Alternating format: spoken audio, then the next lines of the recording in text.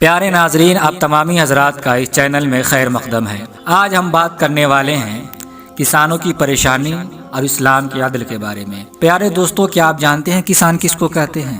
کسان ہر وہ شخص ہے جو مٹی کو سونا بنانے کی صلاحیت رکھتا ہے، جو بنجر زمین کو ہریالی میں بدلنے کی کوشش کرتا ہے، وہی کسان کہلاتا ہے۔ ایک کسان کی زندگی بہت ہی کٹھن اور بے انتہا مسائل میں گھری ہوئی ہوتی ہے، کیونکہ وہ صبح سویرے اٹھتا ہے اور سورج ڈھلنے تک اپنے فصل کی پرورش میں لگے رہتا ہے۔ وہ اپنی فصل کو ہمیشہ بہتر سے بہتر رکھنے کی کوشش کرتا ہے۔ اس پوری دنیا میں کسان کا بڑا اہم کردار ہے۔ گندم سے لے کر دال تک کسان کی محنت سے ہم تک پہنچتا ہے۔ جس ملک کی خوشحالی کا اندازہ لگانا ہو، اس ملک کی کھیتی کو یا کسانوں کو دیکھیں۔ اگر اس ملک کا کسان خوشحال ہے تو سمجھیں سارا ملک خوشحال ہے۔ لیکن آج کہیں نہ کہیں کسان پریشان حال ہے، جس کی وجہ سے انہیں سڑکوں پر اور چوراہوں پر نکلنا پڑا۔ یقیناً ملک کے حکومتی ایوان سے کچھ ایسا متنازع بل پاس ہونے جا رہا ہے جس میں کسانوں کا نقصان ہی نقصان ہے۔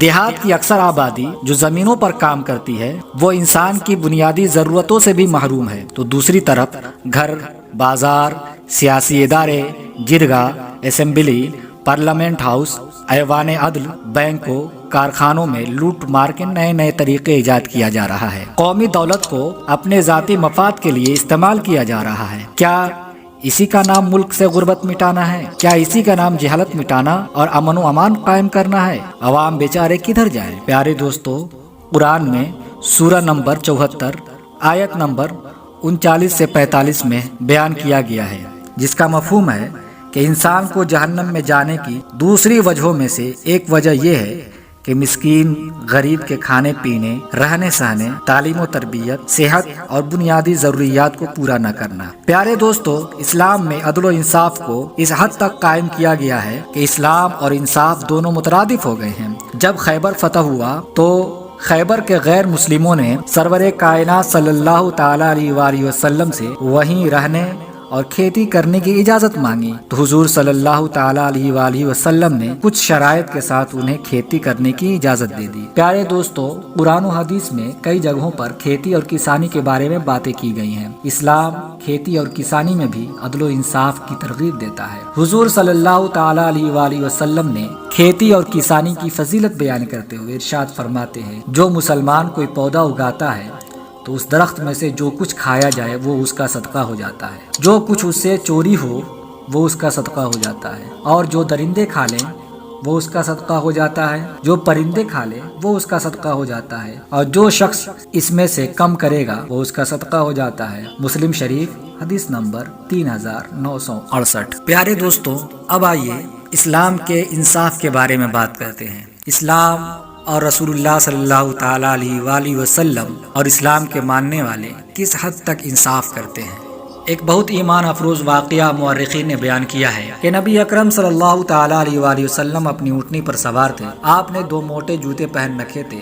حضرت ابو رحم غفاری کی اونٹنی رسول اللہ صلی اللہ تعالی علیہ وآلہ وسلم کی اونٹنی کے قریب ہوئی۔ وہ اونٹنی بڑی تیز ترار تھی۔ رسول اللہ صلی اللہ تعالی علیہ وآلہ وسلم کی اونٹنی سے ٹکرا گئی اور صحابی رسول کی جوتی کا کنارہ رسول اللہ صلی اللہ تعالی علیہ وآلہ وسلم کی پنڈلی پر لگا۔ وہ کہتے ہیں کہ رسول اللہ صلی اللہ تعالی علیہ وآلہ وسلم نے مجھ سے فرمایا، اپنا پاؤں پیچھے کر۔ پھر آپ نے میرے پاؤں پر کوڑا مارا۔ میں بہت ڈرا کہ اس گناہ عظیم کی پاداش میں اللہ تعالیٰ میرے بارے میں نہ جانے کیا حکم نازل فرمائے گا۔ خوف سے میرا برا حال تھا۔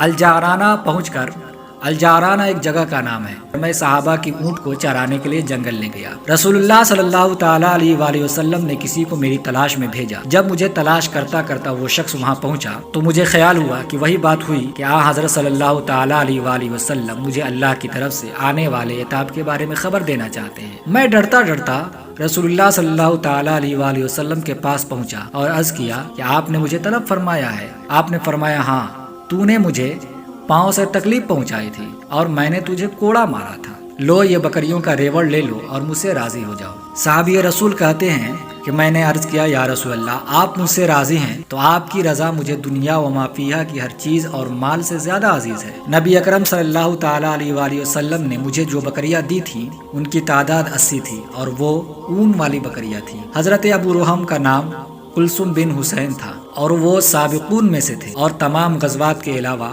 بیعت رضوان میں بھی شرکت کا اعزاز ان کو حاصل تھا۔ مغازی للواقدی جلد 3 صفحہ نمبر 1001 سے 1002 تک۔ پیارے دوستو، آپ نے ملاحظہ کیا کہ ایک صحابی رسول جو دوسرے صحابی رسول صلی اللہ تعالیٰ علیہ وآلہ وسلم کے بکریاں چرایا کرتے تھے، ان کے ساتھ بھی اس حد تک رسول اللہ صلی اللہ تعالیٰ علیہ وآلہ وسلم نے انصاف کو قائم رکھا کہ انہیں ٹھوکر لگنے کے بدلے میں جب کوڑے سے ٹھوکر لگائی تو ان کو رسول اللہ صلی اللہ تعالیٰ علیہ وآلہ وسلم نے 80 بکریاں عنایت کی تاکہ وہ رسول اللہ صلی اللہ تعالیٰ علیہ وآلہ وسلم سے راضی ہو جائیں۔ اب آپ ذرا ملاحظہ کریں، اسلام اس حد تک انصاف کرتا ہے کہ اسلام کا نام ہی عدل اور انصاف ہے، لیکن آج کہیں نہ کہیں کسانوں پر ظلم اور زیادتی ہو رہی ہے، جس کی وجہ سے کسان آج سڑکوں پہ نظر آ رہے ہیں اور دنیا والے دیکھ رہے ہیں، مگر کوئی بھی ان کی حمایت میں آواز اٹھانے کے لیے تیار نہیں ہے۔ آج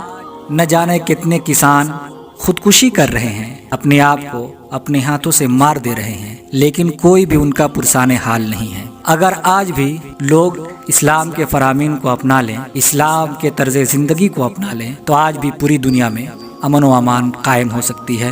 بس آج کے لیے اتنا ہی، تو چلیے ہم آپ سے رخصت ہوتے ہیں۔